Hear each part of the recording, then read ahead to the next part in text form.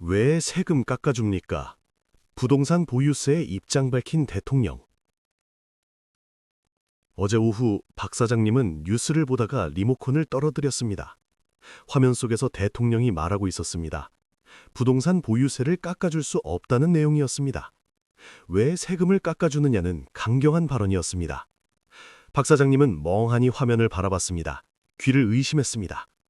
아내가 부엌에서 나와 물었습니다. 무슨 일이에요? 박 사장님은 화면을 가리키며 말했습니다. 대통령이 보유세 감면 안 한다고 합니다. 오히려 왜 깎아주느냐고 묻네요. 아내도 놀란 표정을 지었습니다. 둘은 말없이 뉴스를 계속 봤습니다. 보유세 고지서가 떠올랐습니다. 작년보다 또 올랐습니다. 연금으로 사는 박 사장님 부부에게는 큰 부담이었습니다. 감면을 기대했는데 오히려 강경한 입장이 나온 것입니다. 박 사장님은 한숨을 쉬었습니다. 여러분은 이 소식을 들었습니까? 대통령이 부동산 보유세에 대해 강경한 입장을 밝혔다는 것을 말입니다. 왜 세금을 깎아주느냐는 발언이 파장을 일으키고 있습니다. 1주택자도 다주택자도 모두 충격을 받았습니다. 오늘 이 시간에는 이 발언이 무엇을 의미하는지, 우리에게 어떤 영향을 미칠지, 그리고 앞으로 어떻게 대비해야 하는지 낱낱이 파헤쳐 보겠습니다. 이것은 단순한 정치적 발언이 아닙니다. 우리 호주머니에 직접적인 영향을 미치는 중대 사안입니다. 최 부장님은 아파트 한 채를 가지고 있습니다. 평생 일해서 마련한 집입니다. 은퇴 후 이 집에서 조용히 살고 있습니다. 투기를 한 적도 없고 다른 집도 없습니다. 그런데 보유세가 계속 오르고 있습니다. 작년에 재산세 고지서를 받고 놀랐습니다. 전년 대비 거의 2배 가까이 올랐습니다. 집값이 올랐다는 이유였습니다. 최 부장님은 억울했습니다. 집값이 오른 것은 자기 탓이 아닌데 세금만 늘어났습니다. 올해도 비슷할 것 같습니다. 아니, 더 오를 수도 있습니다. 최 부장님은 계산했습니다. 연금에서 보유세, 관리비, 건강보험료를 빼면 남는 게 얼마 없습니다.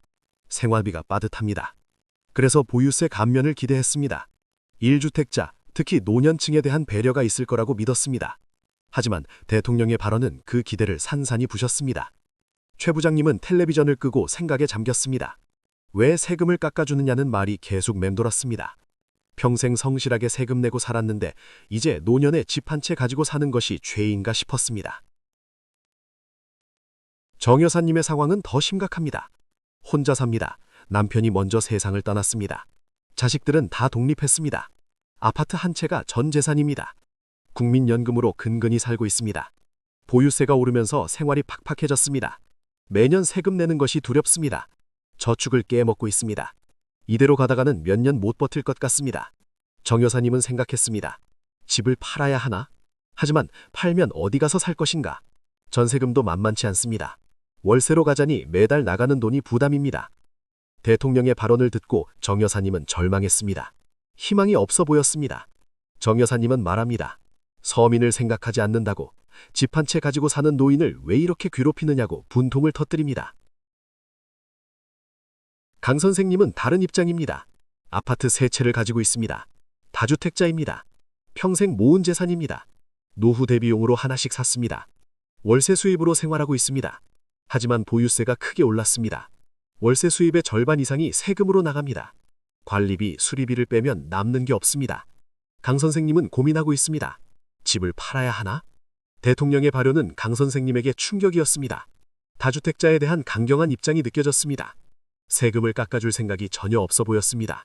오히려 더 올릴 수도 있겠다는 생각이 들었습니다. 강 선생님은 말합니다. 다주택자를 투기꾼 취급한다고, 평생 성실하게 모은 재산인데 왜 이렇게 대하느냐고 억울해합니다. 윤 부장님은 또 다른 각도로 봅니다. 집이 없습니다. 전세로 살고 있습니다. 집을 사고 싶지만 가격이 너무 비쌉니다. 윤 부장님은 보유세 인상을 지지합니다. 집값을 잡으려면 보유세를 올려야 한다고 생각합니다. 다주택자들이 집을 내놓게 만들어야 한다고 믿습니다. 그래야 집 없는 사람들이 집을 살 수 있다고 봅니다. 대통령의 발언을 듣고 윤 부장님은 반겼습니다. 드디어 정부가 제대로 된 입장을 밝혔다고 생각했습니다. 윤 부장님은 말합니다. 부동산 투기를 막으려면 강경해야 한다고, 보유세는 더 올려야 한다고 주장합니다. 이렇게 입장이 갈립니다. 1주택자는 억울해하고, 다주택자는 분노하고, 무주택자는 환영합니다. 사회가 분열되고 있습니다. 하지만 현실을 보면 복잡합니다. 조 사장님의 경우를 봅시다. 조 사장님은 서울에 아파트 한 채가 있습니다. 1주택자입니다. 하지만 집값이 비쌉니다. 강남 아파트이기 때문입니다. 보유세가 엄청납니다. 1주택자인데도 세금이 다주택자 못지않게 많이 나옵니다. 조 사장님은 억울합니다. 집 한 채인데 왜 이렇게 많은 세금을 내야 하는가? 조 사장님은 말합니다. 1주택자라고 다 같은 1주택자가 아니라고, 집값에 따라 세금이 천차만별이라고 지적합니다. 정책이 너무 단순하다고 비판합니다. 이 여사님은 반대 경우입니다. 다주택자이지만 집값이 저렴합니다. 지방 소도시에 아파트 3채가 있습니다. 합쳐도 서울 아파트 한 채값만큼 안 듭니다. 보유세도 많지 않습니다. 3채 합쳐도 서울 1주택자보다 적게 냅니다. 이 여사님은 말합니다. 다주택자라고 다 부자가 아니라고, 지역에 따라 상황이 다르다고 설명합니다. 이렇게 현실은 복잡합니다. 1주택자, 다주택자로 단순하게 나눌 수 없습니다. 집값, 지역, 소득 수준에 따라 상황이 천차만별입니다. 그런데 대통령의 발언은 이런 복잡성을 고려하지 않은 것 같습니다. 왜 세금을 깎아주느냐는 말은 모든 집 소유자를 한 묶음으로 본 것입니다. 장 부장님은 세무사입니다. 요즘 상담 문의가 폭증했습니다. 모두 보유세 관련입니다. 어떻게 해야 하느냐고 묻습니다. 장 부장님도 답하기 어렵습니다. 정책이 자주 바뀝니다. 예측하기 어렵습니다. 장 부장님은 말합니다. 정책 일관성이 없다고, 국민들이 혼란스럽다고 지적합니다. 황 선생님은 부동산 중개업을 합니다. 시장 분위기가 싸늘합니다. 대통령 발언 이후 더 얼어붙었습니다. 팔려는 사람도 사려는 사람도 모두 관망하고 있습니다. 황 선생님은 말합니다. 시장이 마비됐다고, 정책 불확실성이 시장을 죽이고 있다고 한탄합니다. 김 사장님은 건설업을 합니다. 신규 분양 계획을 세우고 있었습니다. 하지만 보류했습니다. 시장 분위기가 너무 안 좋기 때문입니다. 김 사장님은 말합니다. 정부가 시장을 불안하게 만든다고, 일관된 정책이 필요하다고 요구합니다. 그렇다면 대통령은 왜 이런 발언을 했을까요? 여러 해석이 있습니다. 첫째, 부동산 투기를 강력히 억제하겠다는 의지의 표현일 수 있습니다. 둘째, 무주택자와 서민의 지지를 얻기 위한 정치적 선택일 수 있습니다. 셋째, 재정 확보를 위해 세수를 늘려야 하는 현실적 이유일 수 있습니다. 어떤 이유든 결과는 같습니다. 집 소유자들의 부담이 늘어나고 시장이 불안해지고 사회가 분열됩니다. 그렇다면 우리는 어떻게 해야 할까요? 첫째, 현실을 받아들여야 합니다. 보유세 감면은 어려워 보입니다. 오히려 더 오를 가능성이 있습니다. 둘째, 자기 상황을 냉정히 파악해야 합니다. 보유세를 감당할 수 있는지 계산해 봐야 합니다. 셋째, 필요하면 구조조정을 해야 합니다. 집을 팔거나 작은 집으로 옮기거나 지출을 줄여야 합니다. 넷째, 전문가와 상담해야 합니다. 세무사나 재무설계사의 도움을 받아야 합니다. 다섯째, 목소리를 내야 합니다. 부당하다고 생각하면 정부의 의견을 전달해야 합니다. 하지만 무엇보다 중요한 것은 냉정입니다. 감정에 휘둘리면 안 됩니다. 분노하거나 절망하지 말고 현실적으로 대처해야 합니다.